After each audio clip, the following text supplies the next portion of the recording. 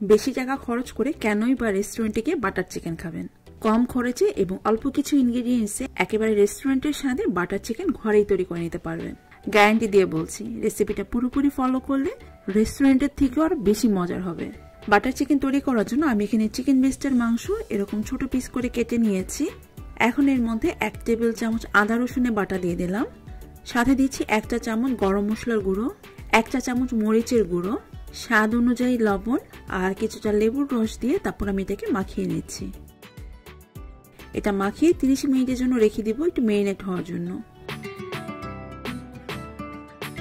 30 minute পর এখন একটি ফ্রাই প্যানের মধ্যে 2 টেবিল চামচ বাটার দিয়ে দিলাম।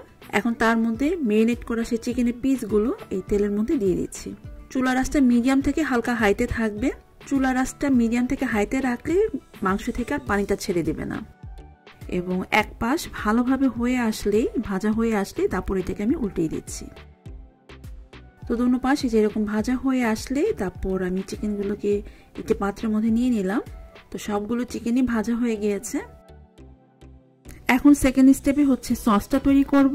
সেম ওই একই পাত্রের মধ্যে আমি আরো 3 টেবিল চামচ তেল এবং 1 টেবিল চামচ বাটার দিয়ে দিলাম। এখন এর মধ্যে হাফ কাপ পরিমাণ পেঁয়াজ কুচি দিয়ে দিচ্ছি। পেঁয়াজটা কিছুক্ষণ একটু ভেজে নিয়ে তারপর এর মধ্যে কাঁচামরিচের ফালি দিয়ে দিলাম।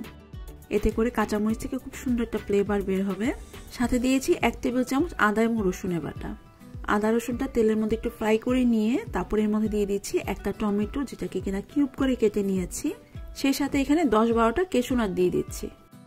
তো টমেটো আর বাদামটা কিছুক্ষণ একটু মিক্স করে নিয়ে তারপর এর মধ্যে দিয়ে দিলাম স্বাদ অনুযায়ী কিছুটা লবণ, 1 চা চামচ মরিচের গুঁড়ো, 1 চা চামচ জিরার গুঁড়ো, 1 চা চামচ চিনি, 1 টেবিল চামচ সাদা ভিনেগার আর হাফ কাপ পানি দিয়ে এখন এটাকে একটু সিদ্ধ করে নিব। টমেটো আর বাদামটা যেন ভালোভাবে সিদ্ধ হয়ে যায়, যার কারণে আমি এটাকে একটু ঢেকে দিয়েছি। আর এটা সিদ্ধ হতে খুব বেশি একটা সময় লাগে না।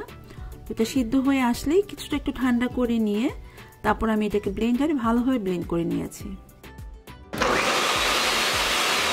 বাটার চিকেনের যে সসটা সেটা আসলে খুব স্মুথ হতে হয়। তো এর মধ্যে যেন মুখে কোনো রকম দানা না বাঁধে সেটা আর কি খেয়াল রাখতে হবে। তো সেটার জন্যই হচ্ছে কি আমি একটি চালনির মধ্যে এটাকে একটু ছেঁকে নিয়েছি।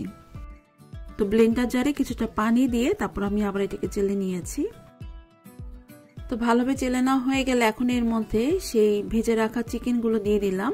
সাথে দিয়েছি 2 টেবিল চামচ বাটার আর এখানে দিচ্ছি ক্রাশ করা শুকনো মেথির পাতা।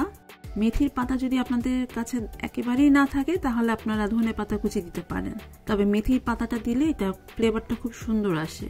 আর সেই সাথে আমি এখানে দিয়েছি 2 টেবিল চামচ হেভি ক্রিম। এখন সবকিছু মিক্স করে নিয়ে অপেক্ষা করব এর মধ্যে একটা বলক আসা পর্যন্ত।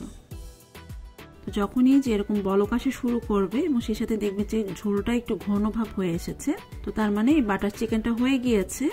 এটা দেখতে যেরকম আকর্ষণীয়, খেতে তার চেয়েও বেশি মজার হয়েছে। আমার রেসিপিটা হুবহু ফলো করে দেখবেন, মনে হবে যেন রেস্টুরেন্টের থেকেও বেশি মজার লাগছে। আমার রেসিপি ভালো লেগে থাকলে প্লিজ লাইক শেয়ার করে আমাকে সাপোর্ট করবেন। তো আজকের মতো তাহলে বিদায় নিচ্ছি, সবাই খুব ভালো থাকবেন। আল্লাহ হাফেজ।